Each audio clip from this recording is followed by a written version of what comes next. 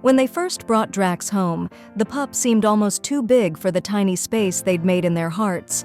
Just 8 weeks old, he was already a bundle of paws and clumsy energy. Little did they know how much that puppy would come to mean to their family.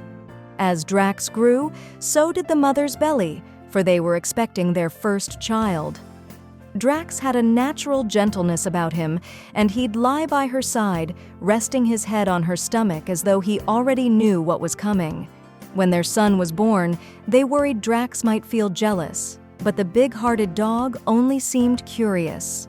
He watched the baby from a safe distance, his soulful eyes fixed on every small movement. It was as if he were memorizing the baby's every sound, every giggle, and every tiny twitch. If the baby cried, Drax would be there in an instant, sitting quietly and watching over him, waiting to see if there was anything he could do. As the baby grew, so did Drax, filling out into his full size, a hulking 125 pounds, towering and protective. The sight of Drax could be intimidating to others, but in reality, he was a gentle giant. When their son tried to learn to crawl, Drax lay down beside him, rolling onto his back as if to show him how it was done. And when the baby learned to walk, Drax became his steady support. Their son's tiny hand would clutch Drax's thick fur, and the two would toddle around together, side by side, inseparable. On their son's first birthday, he was given a ball pit.